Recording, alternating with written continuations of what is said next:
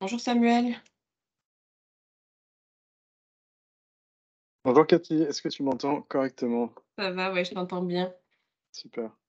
Du coup, Mélina m'a demandé d'introduire Ouais. le webinaire là. Elle avait un problème de dispo. Je pense qu'elle sera là Mm. quand même un petit moment, mais Elle m'a dit ça hier, ouais. tout a l'air de fonctionner. Ok, top. Pour l'instant, je peux pas partager mon écran. Je sais pas si c'est normal. Seuls les organisateurs et les présentateurs d'une réunion peuvent partager le contenu. D'accord. Euh, alors, dans les paramètres, je peux te donner la main. Tu dois pouvoir ouais, me passer. Hop. Peut-être dans participant, tu dois pouvoir me passer présentateur aussi. Ouais.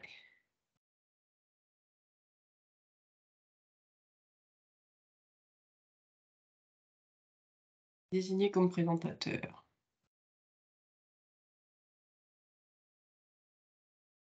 Tu me dis si c'est bon.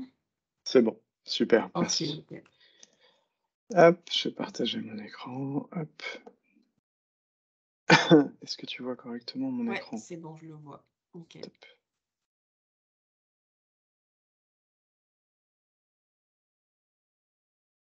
Du coup, là, la présentation s'adresse quand même plus à une cible industrie ou ça reste, un peu plus Mélina m'a large? dit industrie GMS et il n'y a pas D'accord, forcément beaucoup de restaurants, je crois. Mais ouais, plutôt agro, du coup, en lien avec le gaspillage alimentaire. Ouais. OK.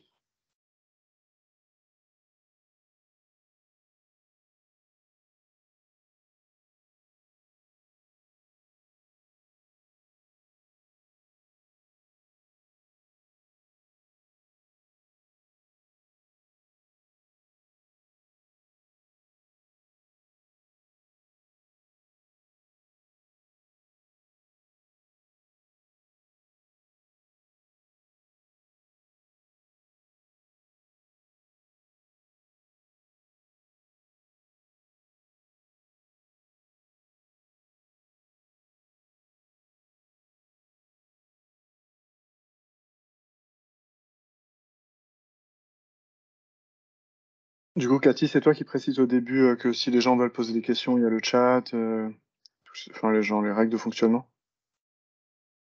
Ouais, Ok, oui, top. oui, je peux le faire si Ouais, tu veux, pas de problème. top. Ok, je Du coupe coup, juste mon micro parce que je... Oui, vas-y, vas-y. tu préfères qu'ils posent des questions à la fin ou qu'ils interagissent, Moi, ça me dérange pas qu'ils posent les questions dans Ouais, le chat, juste parce que je crois qu'on n'a pas coupé les micros, juste peut-être pas qu'ils activent leur micro, parce que sinon ça... ouais, ça, je demanderai qu'ils coupent leur Ouais, micro, hein, ouais. Parce que sinon, effectivement, ça peut être inconfortable. c'est ça. Ouais. Je pense que je peux les couper, hein, moi aussi, si Ok, ouais. besoin. Bah, si on entend quelqu'un qui est dans un métro ou dans un... Ouais, voilà. Oh, pas de souci. On va attendre un petit peu, de toute façon. Ça marche.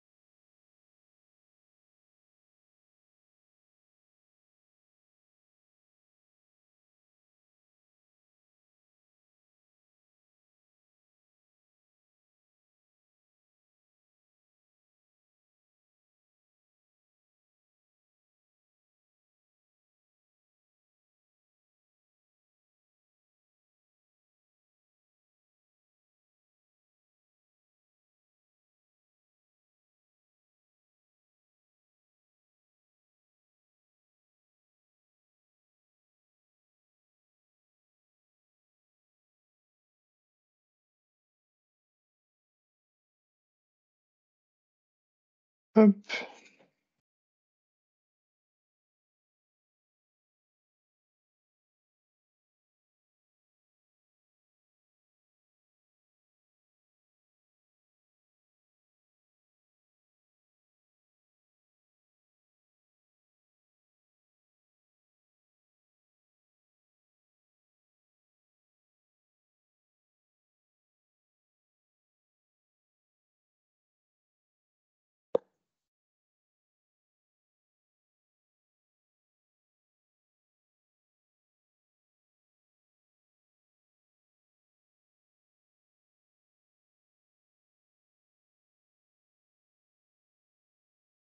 Bonjour Karine, je crois que vous nous avez rejoint. Bonjour. Bonjour Nathalie qui était déjà là. Bonjour Justine. On attend encore quelques minutes. Il n'est pas tout à fait 9 heures.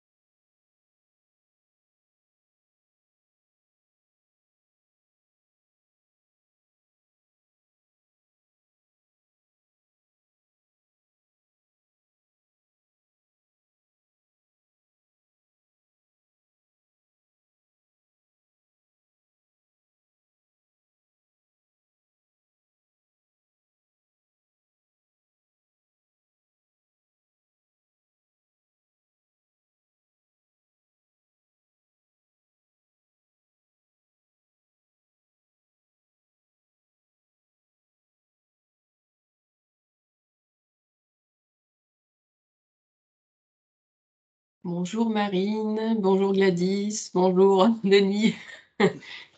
Bon, c'est bien, je vois qu'il y a du monde qui arrive. On va peut-être commencer tout doucement. Du coup, bienvenue à ceux qui sont déjà connectés pour ce webinaire de ce matin.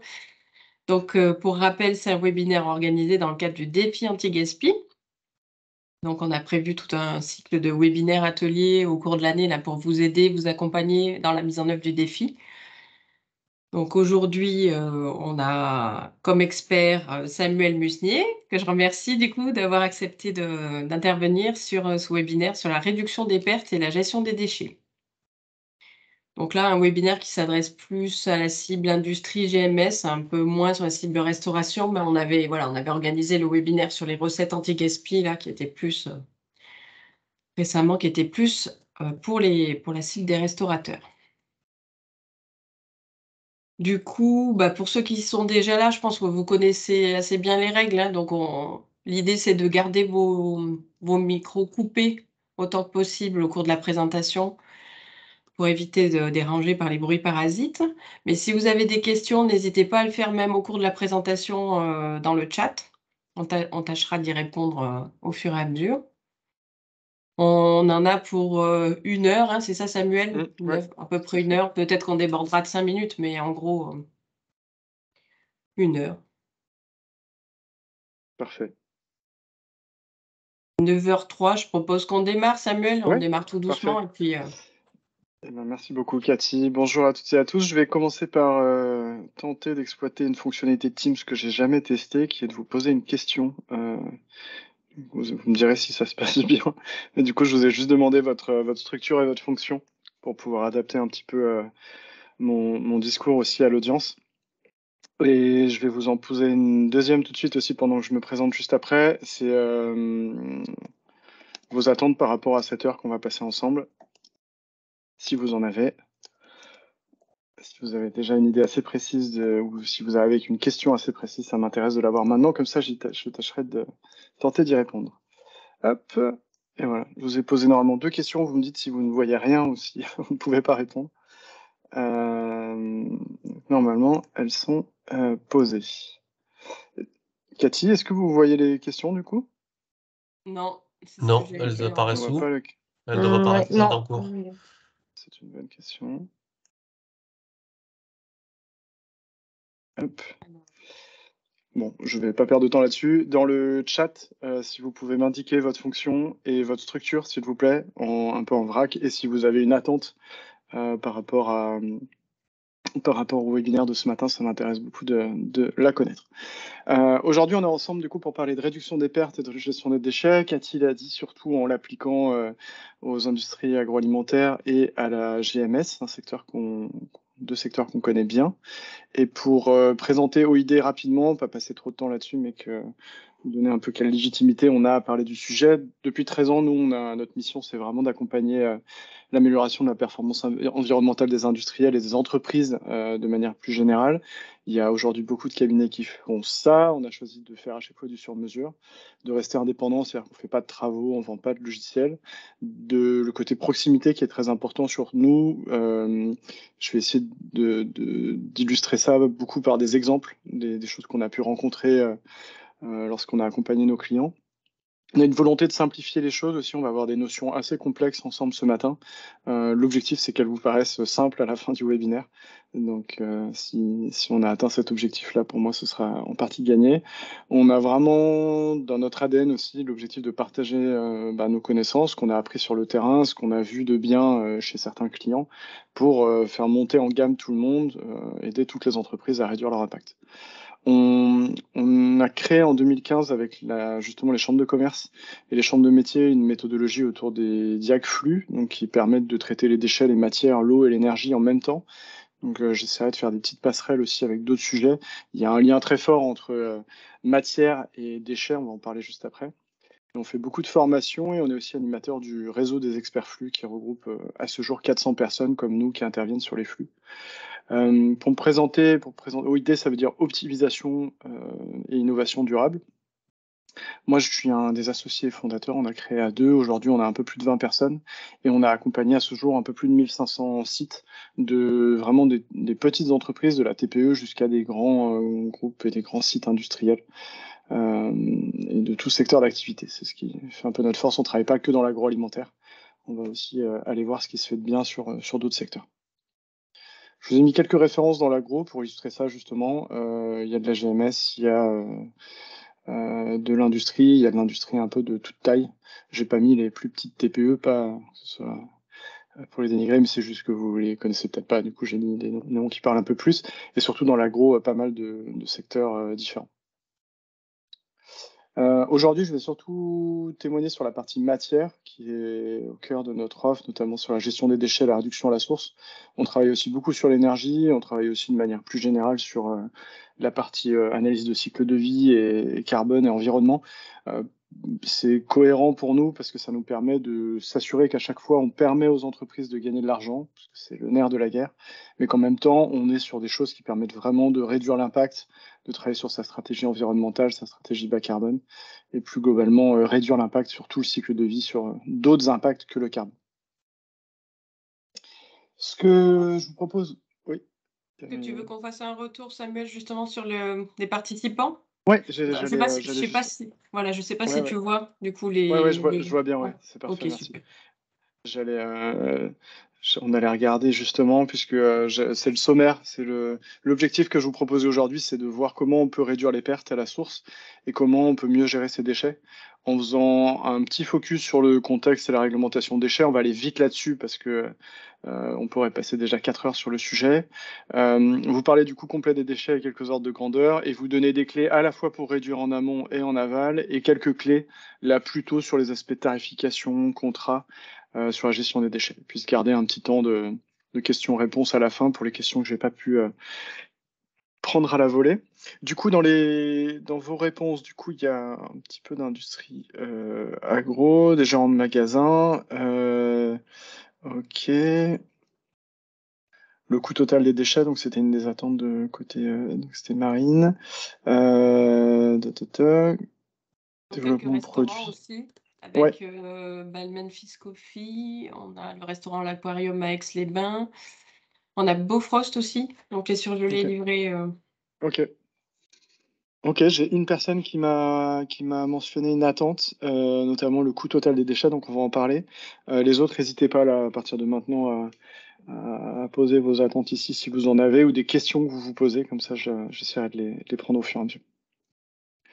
Je vous propose de rentrer dans le vif du sujet en commençant par quelque chose qui est très important pour nous, c'est que on va vraiment essayer de voir votre entreprise, votre restaurant, votre usine comme un gros carré avec une approche très systémique, avec des matières premières qui rentrent. Alors des matières premières au sens large, hein, ça peut être de la farine pour un boulanger, ça peut être aussi des consommables. Si par exemple le boulanger utilise des petits étuis en papier pour mettre ses baguettes dedans, c'est tout ce qui va rentrer dans l'entreprise. Et vu qu'avec ce bon vieux principe de Lavoisier, de thermodynamique, rien ne se perd, rien ne se crée, tout se transforme, forcément, ce qui rentre dans l'entreprise sort soit sous forme de produit fini, soit en déchets. Ça va être important pour nous parce que c'est vraiment ça qui va permettre de faire le lien entre ce qui est rentré dans l'entreprise et ce qui en est sorti. Et on va essayer de réduire au maximum la partie déchets pour essayer de soit consommer moins de matière, soit livrer le plus possible de produits finis. Donc ça, c'est hyper important. Les seuls cas dans l'agroalimentaire où ça va être un petit peu plus compliqué d'avoir cette vision-là, qu'on a pu traiter, c'est quand on a travaillé pour des caves viticoles. Il y a toute la part des anges qu'on appelle dans la fabrication du vin. Et il y a une partie d'évaporation. Donc il y a des choses qui, des fois, vont être un peu plus complexes à évaluer ici sur la partie déchets ou la partie perte en tout cas. Mais voilà, on va garder cette philosophie-là. Et quand on a du déchet, on va essayer de voir aussi si on peut pas le réintégrer. Donc ça va me servir vraiment de fil rouge. Il faut vraiment conserver ce lien en tête parce que à chaque fois qu'on va s'intéresser à ce qu'il y a dans les déchets, potentiellement, on va pouvoir remonter aux matières et donc avoir un énorme impact sur son activité d'un point de vue environnemental et d'un point de vue économique.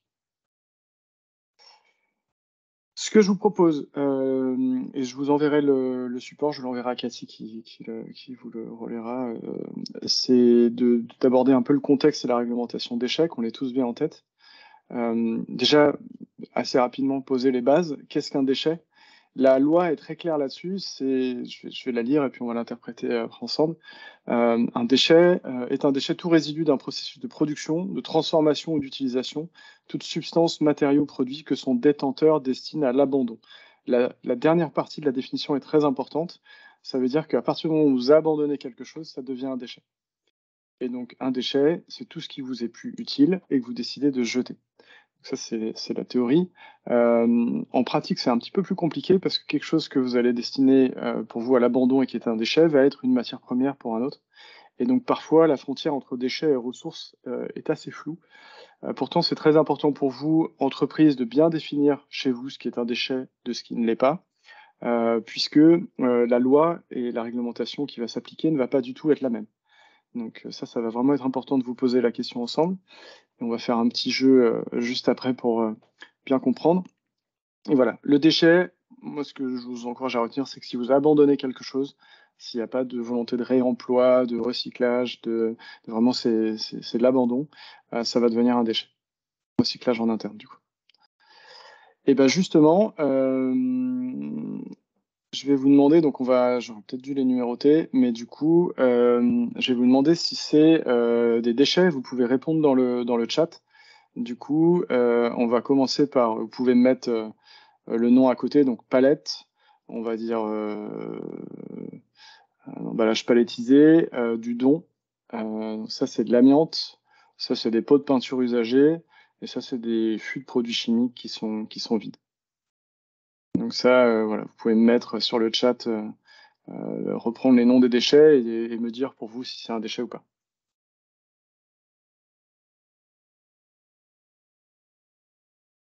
Donc là, par exemple, palette, déchet ou pas.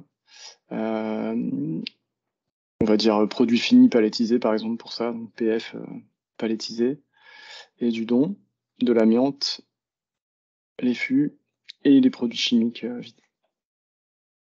Donc Karine, amiante et peinture, oui. Marine, le don, non. Le don, non. Les palettes et le don, le fût, non. Palette, non. Alors encore une fois, là, ça va être un peu sioux, mais si par exemple la palette, les deux premiers cas, ça dépend. Donc la palette, ça dépend de si vous la destinez à l'abandon ou pas, par rapport à la définition qu'on vient de voir juste avant. Si vous destinez à l'abandon cette palette, elle devient un déchet, et donc elle acquiert le statut de déchet, donc la réglementation et les obligations de traçabilité qui va avec. Sur cette palette-là, telle que vous la recevez, si vous êtes un restaurant, on vous livre un certain nombre de produits là-dessus, tel quel, c'est un déchet. Par contre, tout ce que vous allez dépalettiser, le film, les cerclages, la palette, si vous l'abandonnez, ça va devenir un déchet. Le don, vous aviez raison, ça n'en est pas. Ça, c'est de l'amiante, des fûts vides et des produits chimiques vides, c'est des déchets également. Et en fonction des pictos et de ce qu'il y a dedans, on va même peut-être potentiellement être sur du déchet dangereux. Hop. Donc voilà, c'est hyper important de bien avoir ça en tête. Il y a une autre notion qui est importante, c'est du coup la différence entre producteur de déchets et détenteur de déchets. Ça, notamment pour la GMS ou peut-être même pour les restaurants, ça peut avoir un impact. Pour le producteur, c'est vraiment des producteurs de ces déchets-là, donc qui peuvent être détenus ou pas, suivant les cas. Donc là, par exemple, j'ai un magasin qui est passé dans les rayons et du coup, ça, c'est tout ce qu'il a récupéré, donc c'est lui le producteur du déchet. Du bâtiment, quand on a fait le chantier, c'est tout ce qu'on a généré. De la GMS ou un site de transformation de légumes, par exemple, du biodéchet, ça, c'est moi qui les produis. Et dans l'autre cas, les détenteurs, donc c'est des déchets qui vont être produits par des tiers, mais qu'on décide de prendre en charge. Donc ça, pour ceux qui sont dans la GMS et qui ont des stations de collecte de piles usagées, d'ampoules, là, vous êtes détenteur des déchets. Pareil, dans une commune, on va mettre ça en place, c'est des tiers qui vont générer ces déchets, on va les gérer. Dans du tertiaire, s'il y a des locaux qui sont partagés avec plusieurs locataires, et bah, du coup, on va, par exemple, avoir ce genre d'installation, et on va être pas forcément le producteur du déchet, mais le détenteur. La distinction entre les deux, elle est importante. Je voulais surtout vous dire que dans les deux cas, les responsabilités sont identiques, et donc vous êtes responsable des déchets jusqu'à leur traitement final. Donc ça, c'est extrêmement important de le comprendre. C'est vous qu'on viendra chercher en termes de responsabilité juridique si jamais il y a un souci avec ces déchets derrière. Hop, je regarde juste s'il y a des questions. Tac. Ok, donc ça, c'est les deux notions de base. Ce que je ne vais pas parcourir maintenant parce que c'est lourd, mais ça me paraissait important de vous le partager, vous l'aurez dans le support. C'est un petit peu toutes les actualités récentes autour de la gestion des déchets, notamment tout ce qui va être registre. Ça, souvent, les entreprises l'oublient et on voit encore beaucoup d'entreprises qui n'ont pas de registre à la fois pour les déchets dangereux et non dangereux, et c'est une non-conformité réglementaire assez grave. L'obligation, ça vous le faites assez bien en général, de séparer les déchets dangereux des non dangereux. Tout ça, je passe. Le tri 5 flux qui est passé maintenant à 7 flux. L'interdiction de tout ce qui est vaisselle jetable qui doit vous impacter aussi en restauration. Et les biodéchets qui vous impactent aussi beaucoup dans l'agroalimentaire, avec une obligation de tri à la source, de séparer ce flux de déchets pour le valoriser. Et les huiles alimentaires aussi qui doivent pas mal impacter les restaurants. Donc ça, vous l'aurez dans le support, je vous ai mis tous les articles. C'est un peu, vous pouvez vous en servir de checklist pour vérifier que vous êtes bien conforme sur tous ces points-là. C'était pas l'objectif qu'on passe trop de temps là-dessus. Marine demande, est-ce que le registre déchets dangereux est obligatoire malgré Track Déchets? Alors, il me semble que Track Déchets permet un export et donc il peut faire office de registre. L'objectif de Track Déchets, c'était de standardiser ces registres-là et de permettre un export. Donc je note la question. Hop, je le rajouterai au support justement.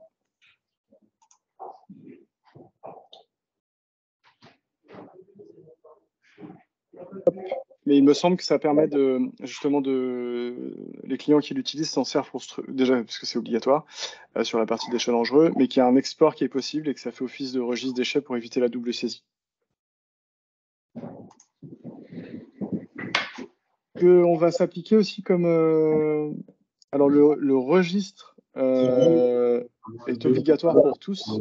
Il y a un micro qui est juste allumé. Merci. Alors, il est obligatoire pour tous. Il y a deux exceptions que je rajouterai aussi dans le support. Tac.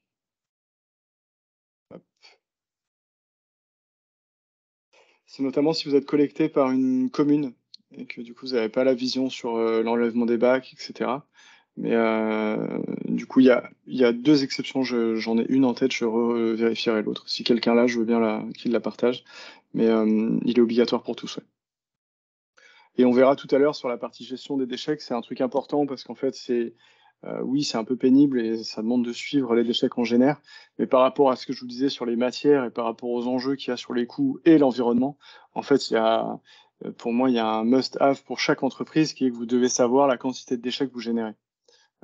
C'est indispensable pour mieux gérer ces déchets, sinon vous naviguez à vue. C'est un peu comme si sur votre facture d'électricité, qui a pas mal explosé ces derniers temps, vous saviez pas du tout combien vous consommiez, quoi. À terme, il faut se dire que les déchets vont coûter de plus en plus cher, ils coûtent déjà de plus en plus cher. Tous les tarifs augmentent, pas que à cause de l'énergie, hein, parce que les coûts du transport explosent, le coût de la main-d'œuvre explose, enfin, le coût des déchets va être de plus en plus important. Et donc, il y a un enjeu pour vous à savoir combien vous générez de déchets. Pour moi, le registre doit vous servir à ça, sinon il ne vous sert pas à grand-chose. Donc, ce sera important d'en mettre en place si vous n'en avez pas en place. À noter, du coup, je fais une petite, parenthèse. Il me semble que la CCI de l'Ain avait un outil, que j'ai déjà utilisé d'ailleurs, qui permet de faire le registre déchets et en même temps de faire des stats et de suivre du coup effectivement, bah, les typologies de déchets, les quantités, par an et du coup, c'est pas mal d'avoir un outil de ce type-là aussi Mm. pour vous aider dans la gestion de vos déchets. Donc, à voir avec, Jade qui est connectée si on peut, remettre à dispo cet outil éventuellement. La balle est dans le camp de Jade, du coup. Merci Cathy. Et du coup, il y a une question sur l'huile alimentaire, ici où on parle d'huile alimentaire usagée, du coup, hein. C'est tout ce qui va être huile de friture, enfin du coup l'huile que vous allez jeter, vous êtes obligé d'avoir une filière, un tri à la source et une valorisation à partir de 60 litres par an. Autant dire que on y est très vite pour un F100. Et là, la filière est quand même très bien organisée, il y a beaucoup d'acteurs en place. De ce côté-là, il n'y a pas trop de soucis. Donc ça, vous Oui, l'aurez il y a dans le la support. Oui, oui, il y a la vas-y. question aussi dans la restauration, le registre est-il, obligatoire? Donc, a priori, oui. Et donc Oui, tu mentionnais une exception si, c'est la collecte, communale, c'est ça, à oui. vérifier? Oui, c'est ça que. Et j'ai une autre exception en tête que je D'accord, vérifierai là, enfin pendant les questions si j'ai le temps, sinon je rajouterai au support. ouais. Mais pour que ce soit utile pour vous, il faut vraiment que ça vous serve à quelque chose pour piloter votre activité ou votre impact. Si c'est juste tenir un tableau pour tenir un tableau, vous ne le ferez pas. Et il y a, pour être, vous donner des retours d'expérience, il y a très peu de contrôle sur ces sujets, donc les entreprises au final le font assez peu. Elles le font dès qu'elles sont structurées, mais je vois beaucoup de TPE qui ne le font pas. N'empêche que voilà, nul n'est censé ignorer la loi et en cas de contrôle, la pénalité, l'amende peut quand même être très dissuasive. Donc voilà. La philosophie qu'on va avoir sur les déchets, c'est quelque chose que vous pouvez garder en tête. C'est vraiment, il y a une pyramide des modes de traitement. Ça, c'est à bien avoir en tête dès qu'on parle de déchets ou de matière. Et en fait, plus on va descendre dans la pyramide, et plus ça va être pénible d'un point de vue réglementaire, plus ça va impacter l'environnement, et plus ça va vous coûter cher. Donc pour partir du haut, sur la prévention, c'est tout ce qui va permettre d'éviter des déchets. Donc quand on est dans la grande distribution, ça va être de revoir ses gammes de produits pour dégager tout ce qui n'est pas assez vendu ou qui tourne pas en termes de référence. Ça va être de faire par exemple des zones anti-gaspi pour que les produits en date courte puissent partir. Dans une usine, ça va être de travailler sur le process pour réduire le taux de perte dont on parlera juste après.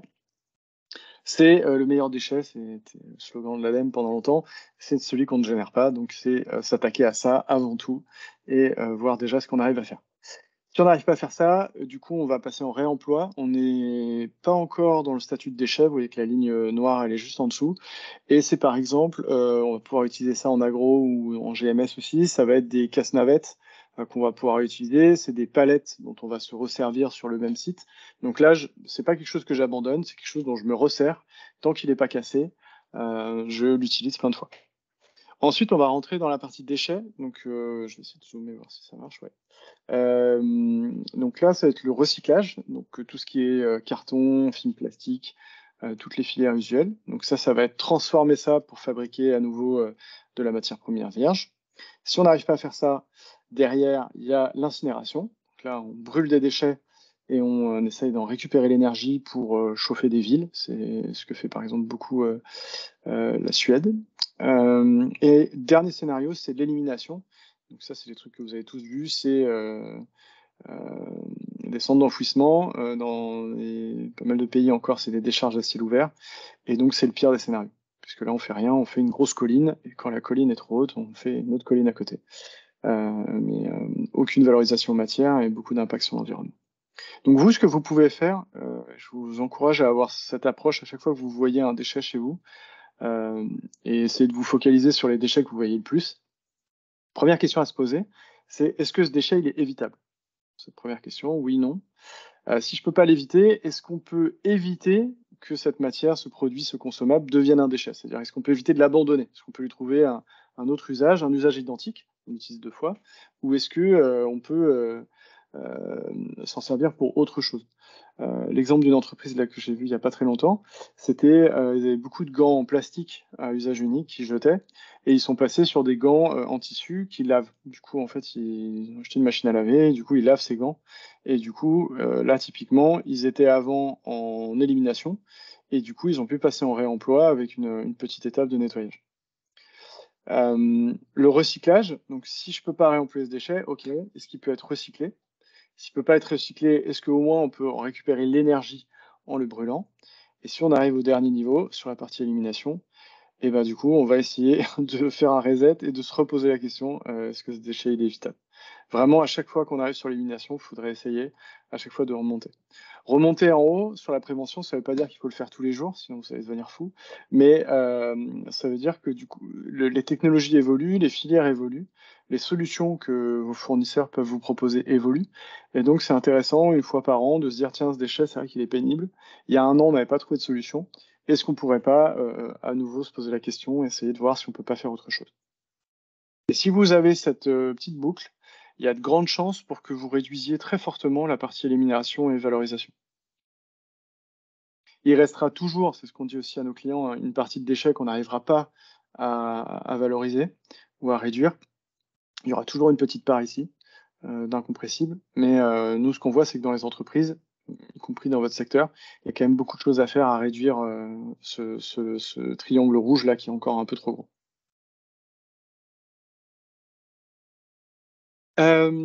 Donc là, c'était plutôt sur le contexte, que je vous partage un peu notre philosophie sur la gestion des déchets et un petit peu d'infos de contexte.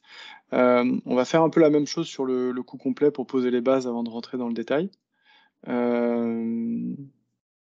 Oui, c'est ça, Denis, les 4 R aussi, on réduit d'abord, on Ouais, répare, on réutilise, on j'aime recycle. bien les 4 heures aussi, voilà. Ouais, Réduire, réparer, faut pas oublier la réparation parce qu'il y a plein de, ouais, voilà. Avec la loi GEC, il y a plein de choses sur la réparation aussi. ouais, ouais. C'est vrai que je le mets dans réemploi. Tu peux Oui, oui, déjà des oui, fois avoir des oui, étapes oui, de nettoyage. oui, oui, C'est vrai oui. que du coup, moyen de mémotechnique assez Ouais, facile. j'aime bien les 4 Euh, heures, réparer, réutiliser, recycler.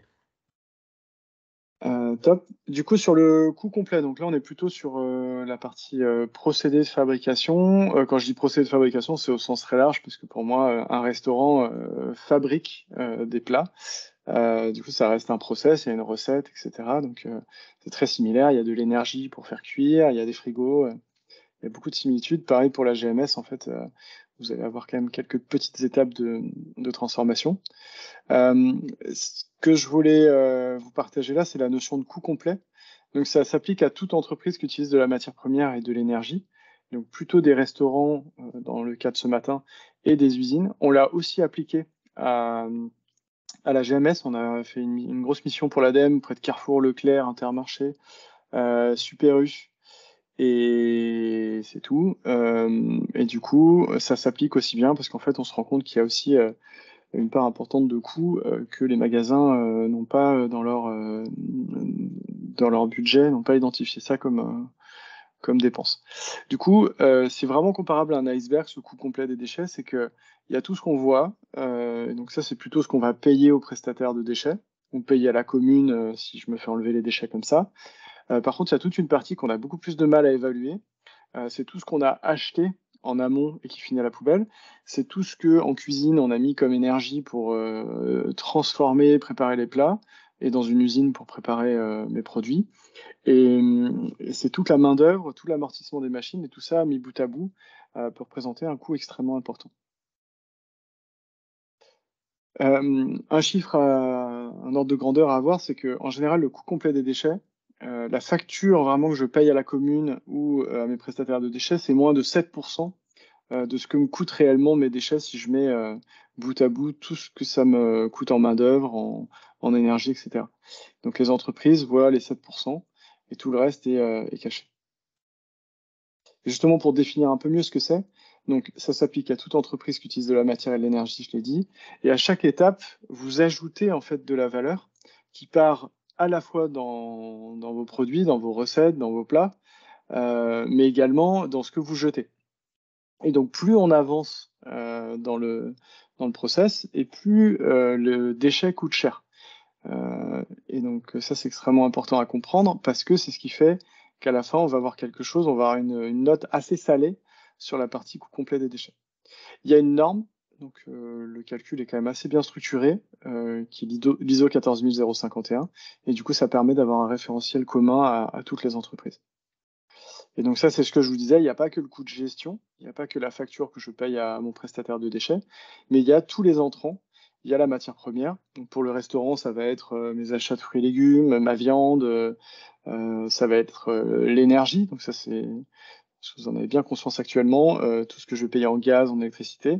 Ça va être la main-d'œuvre, tout le temps que vont passer les gens en cuisine, dans les magasins, dans l'usine. Bah, tout ça, en fait, je vais à la fois m'en servir pour fabriquer des produits pour livrer mes clients, mais je vais aussi en mettre un petit peu dans les déchets. Et tout ce qui est consommable également, si j'en utilise, qui sont ajoutés aux produits comme aux déchets. C'est ce qu'on a résumé là. Et c'est vraiment un ordre de grandeur parce que ça varie beaucoup entre les entreprises, mais le coût complet des déchets, c'est à peu près 20 fois votre coût de gestion. Donc si là, vous êtes une usine et que vous payez 10 000 euros de coût de gestion des déchets, donc à Veolia, Cita, à n'importe quel prestataire, il y a des chances pour que votre coût complet des déchets ce soit 200 000 euros. Et donc, pour des usines un peu de taille importante, on est vite sur plusieurs millions d'euros. Pour des magasins, on était sur des montants extrêmement importants aussi. Et sur des restaurants, ça peut vite chiffrer aussi parce que dès qu'on travaille un peu des matières premières, des aliments de qualité, et bah, tout de suite, dès qu'il y a un peu de gaspillage alimentaire, ça chiffre vite par rapport au chiffre d'affaires du restaurant. Bah justement, c'est ce que je vous disais tout à l'heure, on a une approche vraiment systémique. Alors, je ne vais pas rentrer trop dans le détail de la méthode, mais je vous explique un peu comment ça marche. C'est ce que je vous ai dit tout à l'heure, des entrants, des sortants en produits finis et en perte, des coûts énergétiques pour transformer, des coûts système, ça va être la main-d'œuvre, l'amortissement, etc. Et si je l'applique à un exemple, j'ai pris un exemple très simple, c'est une petite imprimerie qui achète du papier pour 100 tonnes, qui génère 90 tonnes de journaux avec un prix à la tonne, un prix d'énergie, un prix système. Et bah, du coup, je vais avoir 10 tonnes de perte matière. Et le taux de perte, c'est quelque chose qui va beaucoup nous intéresser, on va en parler après. Je vais avoir 10 tonnes par rapport à 100 tonnes que j'ai achetées, c'est 10%. La méthode, vraiment dans une approche très simplifiée, elle va nous permettre de calculer le coût complet des déchets en disant qu'il y a 10% des coûts qui partent à la poubelle. Donc j'ai 10% de 100 euros, ça fait 10 euros qui partent à la poubelle. J'ai 10% de mon énergie qui part à la poubelle. J'ai 10% de mes coûts système qui partent à la poubelle. Et j'ai tout mon coût de gestion des déchets. Donc là, en fait, j'ai un coût complet de mes déchets qui est de 11, 12, 14 euros pour 10 tonnes. Donc je perds 14 euros à chaque fois que j'ai 100 tonnes de papier qui rentrent dans l'entreprise. Donc la notion clé là, dont on va reparler après, c'est le taux de perte. Et c'est hyper important de comprendre ça parce qu'aujourd'hui, il y a encore très peu d'entreprises qui calculent vraiment les pertes qu'elles génèrent de cette manière. Les seuls exemples que j'ai vus, c'est des grands groupes industriels très structurés, L'Oréal, Michelin, etc., où eux, ils sont vraiment au centime près sur ce truc-là et ils le calculent vraiment bien. Là où on voit encore beaucoup d'entreprises fonctionner différemment, c'est qu'en fait, elles se disent, elles impactent tout le prix des pertes à leurs clients et elles rajoutent leur marge. Donc en fait, elles transfèrent ça complètement sur le produit fini. Elles disent, bon, bah nous, on a 10-15 euros de perte. Du coup, il faut qu'on l'intègre dans le prix de vente et on ajoute notre marge. Le problème de faire comme ça, c'est que ça ne motive pas du tout à travailler sur le sujet des pertes. Et si vous avez un concurrent, un confrère qui le fait, lui, il va vraiment s'attaquer à ce sujet-là. Il va devenir beaucoup plus efficient que vous. Il va consommer moins de matière à ISO fabrication ou ISO nombre de plats.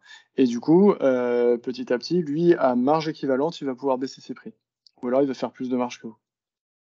Donc vraiment cette logique, en fait, cette dichotomie entre le séparer vraiment ce qui part en produit fini de ce qui part en déchets, c'est pas encore du tout un réflexe dans toutes les entreprises. Et si aujourd'hui vous savez pas comment c'est fait chez vous, je vous invite à creuser, à vous rapprocher de soit de la partie finance ou achat ou de votre contrôleur de gestion, ou si c'est vous qui gérez ce genre de calcul, je vous invite à réfléchir à qu'est-ce qui part à la poubelle et combien ça me coûte en globalité. Peut-être juste là avec le petit pouce, vous pouvez, je crois qu'on peut le faire. Hop. Tac, non, levez la main. Hop, je peux faire. Vous avez un truc réagir. Est-ce que ceux qui pilotent déjà comme ça, en prenant vraiment les pertes et en ventilant comme ça, vous pouvez me mettre un petit pouce comme ça dans la réaction pour voir. Si je vois pas de pouce, j'en déduirais que personne fait comme ça. Ça s'appelle c'est dans réagir. Vous Ouais, ou pouvez sinon mettre que, ou le petit sinon que vous pouce. n'avez pas trouvé le pouce. Là, si je vous partage mon écran, c'est ici du coup. Réagir. Hop. Alors il y a eu un petit bonhomme horrifié. D'accord. Non, bah, ok. Je sais pas donc. J'en déduis que c'est pas. Je comprends que c'est pas piloté comme ça aujourd'hui. Je sais pas si c'était la bonne. Ok. Bah, effectivement, il y a encore beaucoup d'entreprises qui le font pas. Et en fait, nous, souvent, une partie de notre boulot, c'est de l'aider l'entreprise à le faire la première fois. Et souvent, la première fois, elle fait un peu mal parce que c'est souvent une part hyper importante du chiffre d'affaires. On se rend compte assez vite qu'on jette 10, 15, 20% de notre CA à la poubelle. Et en fait, sur des entreprises qui sont à la recherche de marge, en difficulté face à l'explosion de prix et tout. Là, en fait, on est assis sur un truc, on n'a pas besoin d'acheter plus de matière pour livrer plus de clients ou livrer plus de plats. C'est juste on travaille sur l'efficacité, l'efficience de sa structure et on gaspille moins. Ok, bah ça conforte ce que j'ai l'habitude de voir sur le terrain, ça me rassure. Petite question ouverte qui est importante aussi. On a parlé du taux de perte, mais quelle différence vous faites, vous pouvez me le dire sur le chat, entre le taux de rebut et le taux de perte, s'il vous plaît?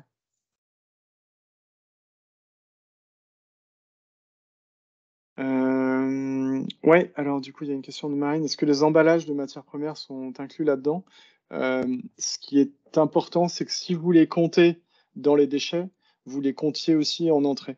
Toujours dans cet objectif de voir ce qui rentre et ce qui sort. Si jamais vous comptez que les déchets d'emballage ici et que vous les comptez pas là, ça va fausser votre calcul parce qu'en fait, votre modèle, il va pas boucler. C'est-à-dire que si je rentre quelque chose dans l'entreprise, il faut que ça sorte quelque part. Mais vous pouvez pas avoir que du déchet et pas de l'entrée, quoi. C'est ça la logique à avoir si je simplifie. Alors, est-ce que quelqu'un a une idée de la différence entre le taux de rebut? Donc, Valérie, rebut, non-conformité, perte, déchet. Ouais, bah, c'est très bien résumé. Je vais prendre cette définition. Je vous ai mis une petite formule pour la calculer. Le taux de rebut, c'est bien un indicateur qualité. Et donc, soit 1 moins le nombre de produits conformes divisé par le nombre total de produits. Donc, typiquement, si je fabrique des voitures, je suis Peugeot, bah, je vais avoir une voiture non conforme pour 1 million de véhicules fabriqués. Donc, je vais avoir un taux de rebut de 1 pour 1 million. Le taux de perte, c'est plutôt un indicateur d'efficacité, d'efficience matière. Et donc, c'est plutôt la masse des produits conformes chez le client divisé par la masse totale de produits nécessaires. Ou alors, j'aime bien l'exprimer comme ça. Hop. Donc le taux de perte, sinon, pour faire plus simple, alors j'écris avec ma souris, dessiné comme un enfant de 3 ans, mais quantité de déchets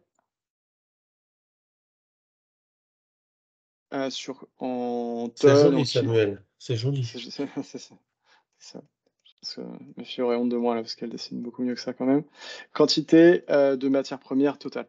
L'important, c'est qu'on ait la même unité en haut et en bas. Mais là, par exemple, dans le cas de mon imprimeur, c'était mes 10 tonnes de déchets sur tout mon processus, divisé par la quantité totale de matières premières, donc les 100 tonnes de papier qu'il a acheté. 10 tonnes sur 100 tonnes, ça faisait les 10% de tout à l'heure. À votre avis, lequel est le plus grand des deux dans toutes les entreprises? Et ça, c'est valable pour un restaurateur, ça va être pareil, hein, ça va être tous les déchets qu'il va générer pendant la fabrication de tous ses plats par rapport à la quantité totale de matière qu'il a acheté. Et le taux de rebut, ça serait le nombre d'assiettes où les clients sont pleins et qui sont non conformes par rapport à ce qu'on devait amener. Lequel est le plus grand des deux, à votre avis?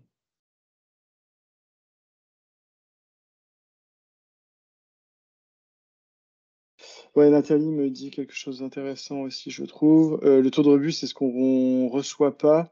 Je parle ici de fruits et légumes. Donc, tu as 10% de matières premières non reçues. Bon, Nathalie, tu peux juste préciser, s'il te plaît, s'il vous plaît, pardon, je vous tutoie. Si vous pouvez préciser, Nathalie, du coup, en fait, c'est de la matière première que vous deviez avoir, par exemple 100 tonnes de fruits et légumes, et que du coup, vous n'avez pas, quand vous comptez, vous avez que 90 tonnes, c'est ça?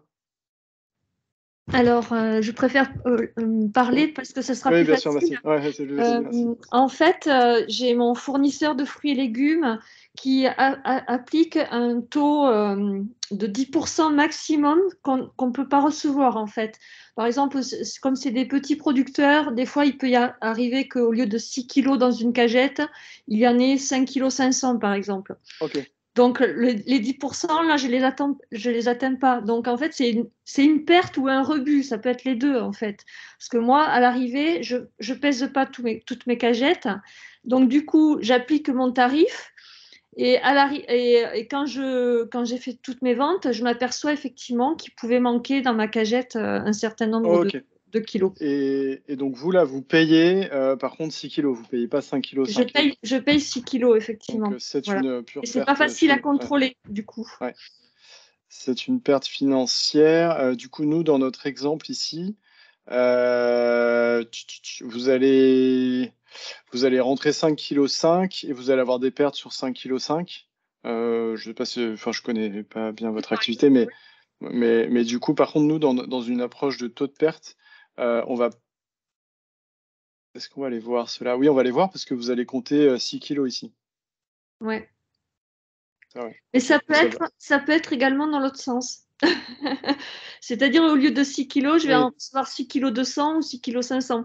Parce ouais, qu'en fait, c'est pas facile à gérer au niveau des producteurs. ouais. Je comprends. Voilà. Faut espérer que ça s'équilibre. Ça s'équilibre. Ça serait intéressant. C'est des problématiques on a pas mal rencontrées aussi quand on fait ce genre d'études. Et un des premiers trucs qu'on fait, c'est de faire des échantillonnages et de vérifier, de faire des petits plans d'expérience pour voir est-ce que c'est toujours le même fournisseur qui livre moins ou plus. Enfin, du coup, d'essayer de fiabiliser un peu la donnée d'entrée. S'il y a Ok, des gros enjeux. Des gros enjeux là-dessus. C'est le taux de perte, effectivement, vous aviez raison, qui est toujours supérieur au taux de rebut, puisque il y a beaucoup plus de choses dedans. Juste avant qu'on passe aux petites astuces, enfin les petites clés pour réduire en amont, à votre avis, un site agroalimentaire, une petite usine, ça va être quoi son taux de perte en pourcentage?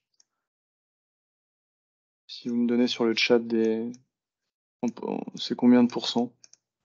Ça va dépendre de l'usine, hein. Si on fabrique des biscottes ou de la charcuterie, c'est pas le même taux de perte, mais.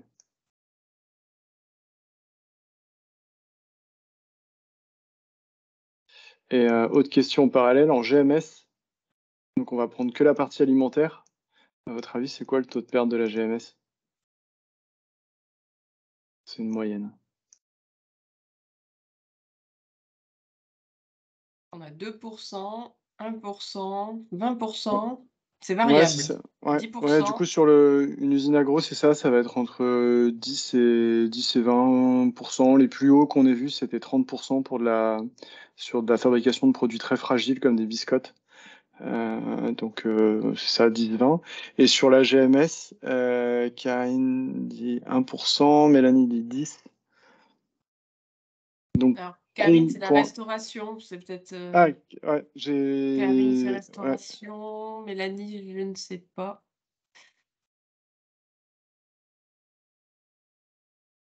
Donc pour une GMS, donc un Leclerc, pour 100 tonnes de produits qu'il achète, à votre avis, combien de tonnes de produits finissent à la poubelle? Donc, GMS 10% pour Mélanie. Marine, je sais pas si c'est pour la GMS ou pour. Je pense que c'était pour les industries agro. 20% pour Valérie aussi. Alors, du coup, on a fait une grosse étude pour l'ADEME. On est à moins de 2% pour la GMS en moyenne. Et en fait, ça se comprend assez bien, c'est que en fait, un Leclerc ou un Carrefour, ça va être un espèce de gros entrepôt où il y a des produits finis qui vont rentrer. Il y a la boulangerie, la charcuterie, la fromagerie, mais au final, il y a beaucoup moins de transformation que dans une usine agroalimentaire. Et donc, heureusement qu'il n'y a pas 10% de pertes sur un magasin. Et surtout qu'ils sont quand même très bien outillés en termes de suivi de produits, tout est flashé avec des douchettes, etc. Donc c'est assez bien suivi. Par contre, vu qu'il y a des énormes volumes qui rentrent dans les magasins, beaucoup de transactions, du coup ces 2%, ça représente en tonnes quand même beaucoup de gaspillage alimentaire par an. Mais du coup, une marge de progression qui est plus difficile à atteindre en pourcent par rapport à un site agro.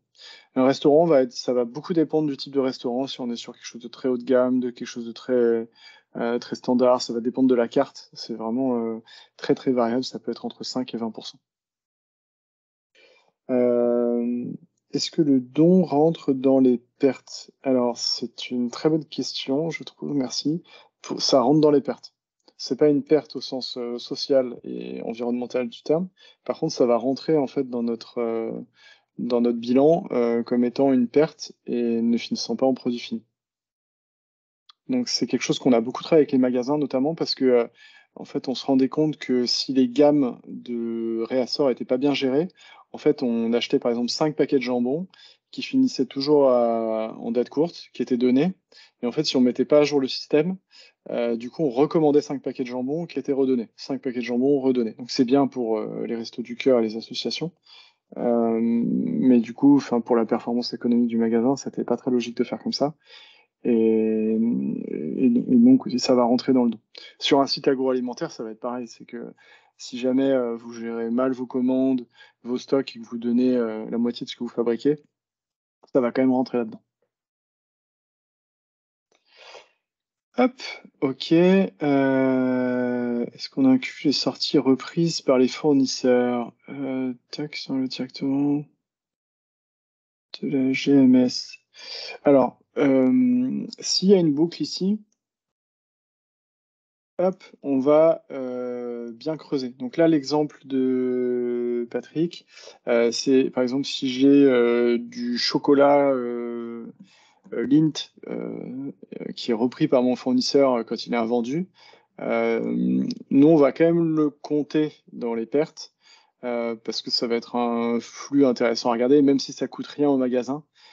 C'est intéressant de voir que par exemple, il y a toujours 5 tonnes de chocolat qui sont renvoyées parce que l'impact carbone de faire ce truc-là tout le temps, de refondre le chocolat, etc., peut être à creuser. Donc nous, on l'intègre. Il ne va pas avoir le même poids économique et environnemental que si ça partait à la poubelle, mais par contre, on le regarde quand même. Je ne sais pas si j'ai répondu à ta question, Patrick. Je vois l'heure qui tourne. On est dans les temps. Je voudrais garder un petit temps de... Ok, merci. Sur la partie amont, vous donnez quelques clés pour réduire, et puis on verra le temps qui nous reste pour la partie gestion de déchets. Je voulais vous donner 3 exemples très concrets justement soit des sites agroalimentaires ou de la grande distribution. Le premier exemple qui va être intéressant, c'est de vraiment vous poser la question de réconcilier les pertes. Ça veut dire quoi, ça? Ça veut dire que vous allez essayer de prendre votre entreprise, que vous soyez un restaurant, un magasin, une usine, peu importe, et vous allez essayer de regarder ce qui rentre et ce qui sort. Et dans ce qui sort, vous allez essayer de voir ce qui sort chez le client et ce qui sort en déchets. L'objectif, c'est que ça reboucle, parce que sinon, c'est qu'il y a un problème quelque part. S'il y a un écart important entre la somme des pertes en déchets et des pertes clients par rapport à ce que vous entrez, il manque de la matière. Là, l'exemple que j'ai mis en photo ici, là, c'est un site agroalimentaire qui fait des bocaux de légumes bio.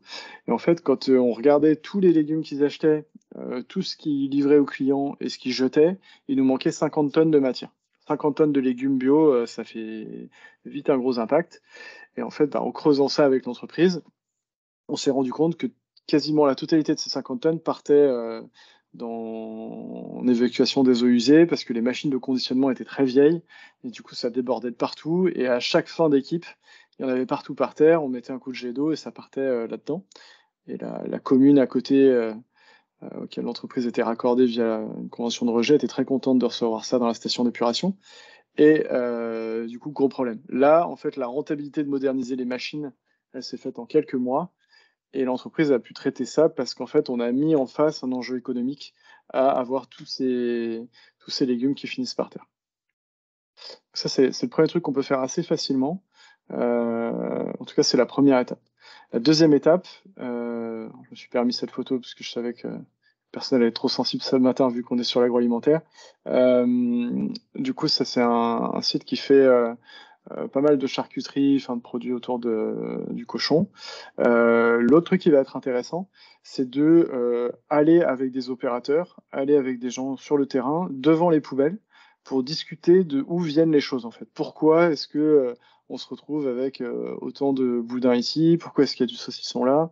En fait, de se dire, tiens, on a jeté tout ça, est-ce qu'on pourrait se remettre en question un peu et essayer de comprendre pourquoi on l'a jeté? Et souvent, de prendre un quart d'heure pour faire ça, c'est une mine d'informations parce que vous allez faire le lien avec des dysfonctionnements sur le site et vous allez potentiellement avoir plein d'actions assez faciles à mettre en place pour générer moins de déchets, moins de gaspillage alimentaire. Donc ça, c'est le deuxième truc à faire facilement. Et là, on réconcilie la partie déchets et la partie matière. Le troisième exemple, c'est de calculer le taux de perte qu'on a vu tout à l'heure et d'essayer de le calculer sur plusieurs années. Déjà, sans même vous comparer à d'autres entreprises, d'essayer de comparer votre taux de perte avec les années précédentes et de voir si vous êtes plutôt en train de vous dégrader. Et donc là, attention, parce qu'on jette 26 tonnes pour 100 tonnes qu'on achète, alors que avant, on était à 18 tonnes. Donc ça aussi, d'essayer de faire le lien sur ces trois trucs-là. Si vous faites déjà ces trois choses-là, qui ne coûtent pas grand-chose, qui demandent un peu de temps, mais qui ne coûtent pas grand-chose, vous allez déjà avoir plein de leviers pour réduire les pertes. Si vous voulez aller plus loin après, je vais passer vite là-dessus, c'est du coup, là, on modélise le process étape par étape et on regarde à chaque étape combien je jette. Donc ça, c'est une fois que vous avez déjà fait ces trois exemples-là et que vous voulez, par exemple, vraiment comprendre d'où viennent ces 26%. Donc là, vous pouvez décomposer étape par étape. Et je vous ai mis à la fin deux ressources que vous pouvez aller voir. Je reviendrai en arrière juste après. Il y a le lien pour la norme et il y a surtout un travail qu'avait fait l'ADEME qui peut être intéressant pour ceux d'entre vous qui veulent aller plus loin. Il y a une petite méthodologie pour faire un bilan matière et il y a un petit outil Excel qui est bien fait, qui est gratuit, qui vous permet de vous évaluer là-dessus. Alors, honnêtement, je ne pense pas qu'il soit très adapté pour les... C'est moins adapté pour les restaurants et la GMS que pour les sites agroalimentaires. Mais en tout cas, voilà, ça existe, vous aurez les liens dans le support. On a Valérie qui a levé la main, oui. je crois. Oui. Je ne sais pas si vous vouliez poser une question, allez-y. Ou alors c'est une... Voilà, non, je voulais intervenir effectivement pour témoigner par rapport à la méthode proposée par l'ADEME. Elle est quand même très complexe, même s'il y a plusieurs niveaux, même le niveau 1, il est très complexe quand on a des produits avec beaucoup de matières premières, comme c'est notre cas par exemple.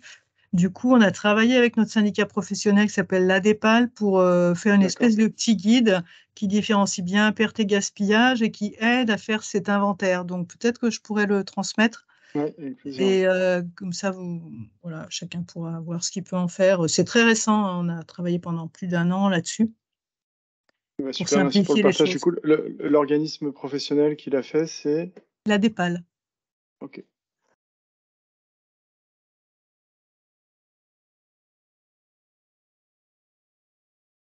Hop, noté. Merci pour le partage. Et effectivement, avant de vous lancer là-dedans, moi, je vous encourage déjà à avoir une approche très simple, très pragmatique, d'essayer de faire ça. Et puis, du coup, après, pour aller plus loin, effectivement, là, il vous faudra un peu plus de méthodologie. Et vous pouvez creuser le sujet, mais déjà, si vous faites ça, déjà de gros leviers d'amélioration là-dessus. Ça, je passe. Ce qu'il faut bien comprendre aussi, c'est qu'on est sur des problématiques assez compliquées là, de gaspillage alimentaire, de perte, et que si vous voulez vous améliorer, c'est un peu comme ce que je disais sur le registre déchets tout à l'heure, il va falloir mesurer. Le mot peut faire un peu peur, mais du coup, qu'est-ce qu'il faut mesurer dans un premier temps?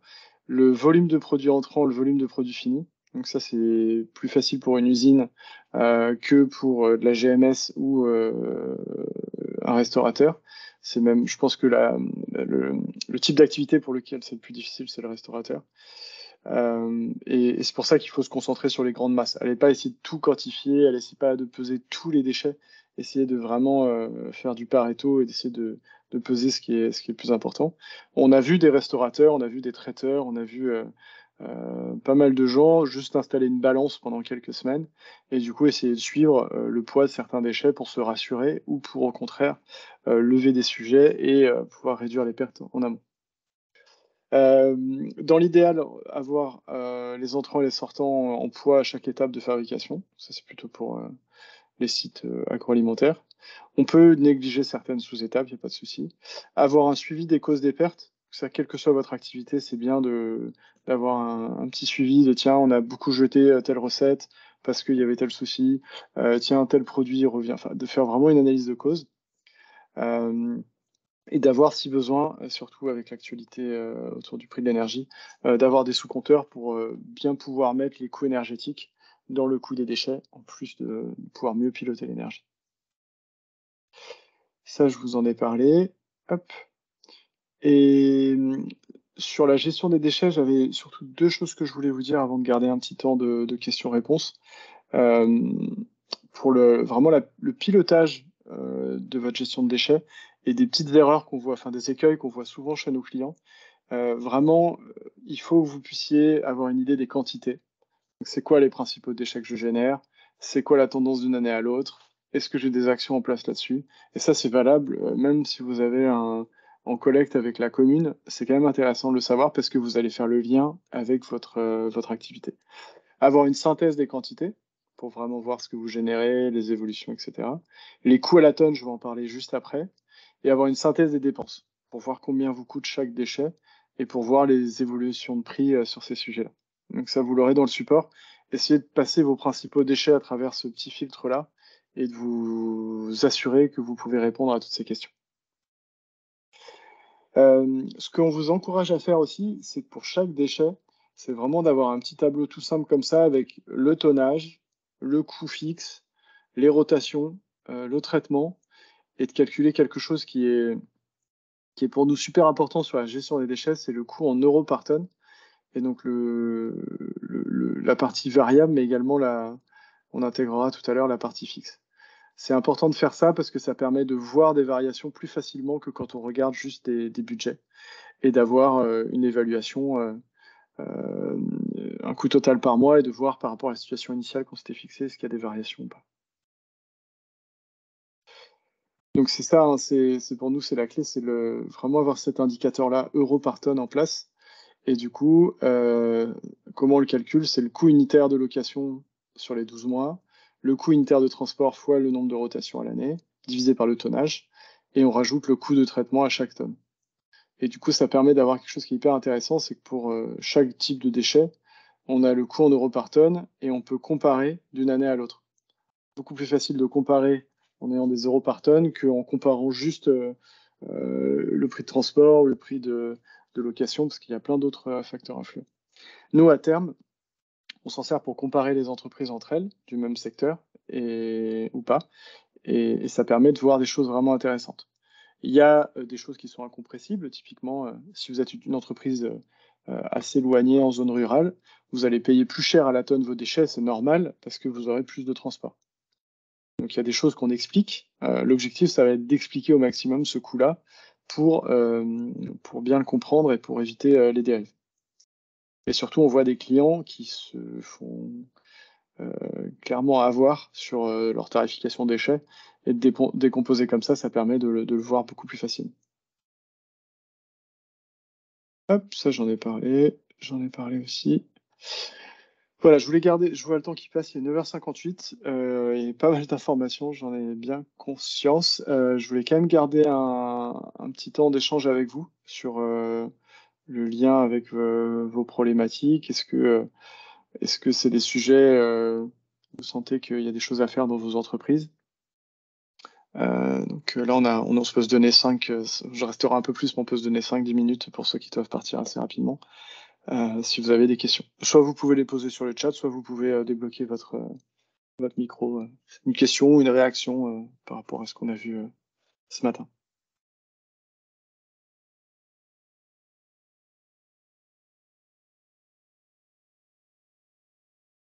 Je vais faire le premier, comme c'est le premier le plus dur. Jean-Patrick. Bonjour tout le monde. C'est pas une question, c'est juste une réflexion. À un moment, presque au début, tu expliquais que voilà, les déchets, à condition que ce soit un déchet des hommes, peuvent devenir la matière première de quelqu'un d'autre. Nous, on a dans le réseau des CCI, si des entreprises veulent créer des synergies entre elles, on a la possibilité de faire le lien avec une plateforme qui s'appelle Actif, sur lequel vous pouvez renseigner justement les différents flux qui sont les vôtres, soit ce que vous cherchez d'ailleurs, soit ce que vous pouvez, entre guillemets, proposer.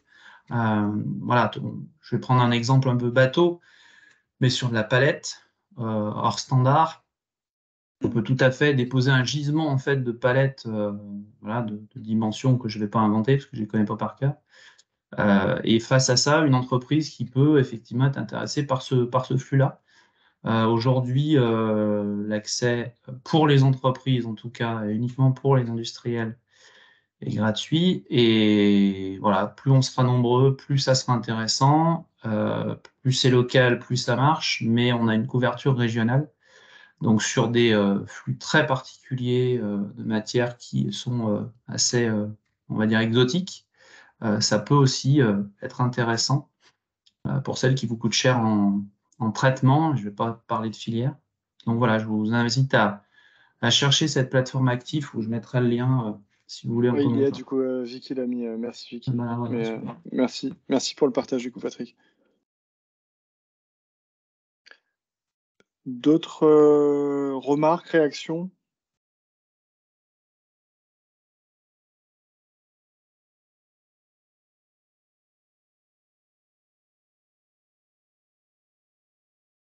Moi, je pense que par rapport à ce que j'ai vu sur les sites, ça va faire réagir. Je pense qu'il y a des gens dans la salle qui, voilà, qui se sont reconnus et ça a dû donner des bonnes idées, à mon avis, par rapport aux entreprises que je suis. Mais personne veut réagir?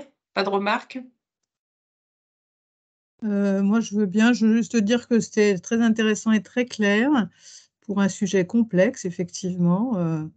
C'est Merci. tout à fait ça. Et il y a des pistes là, du coup, nous, on calcule beaucoup de choses, mais pas forcément sous cette forme. Donc, ça nous donne un nouvel élan pour revoir nos indicateurs, on va dire, et un peu mieux cerner la problématique et avancer vers une réduction des déchets et du coût.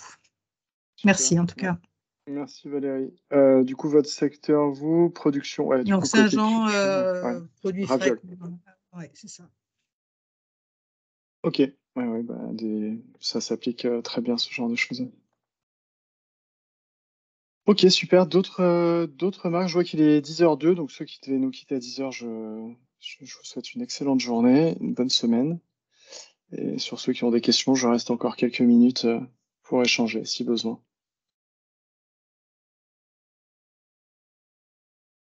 C'est ça, oui, je vois que tout le monde enchaîne les visios.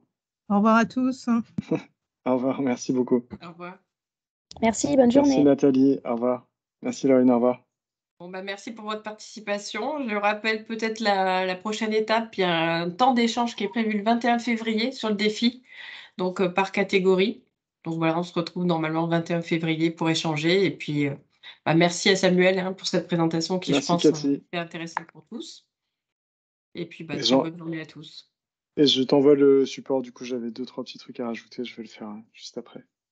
Pas de souci. On vous fait passer le support par mail. Merci, très bonne journée à tous. Bonne fin de journée à tous. Au Au revoir. revoir.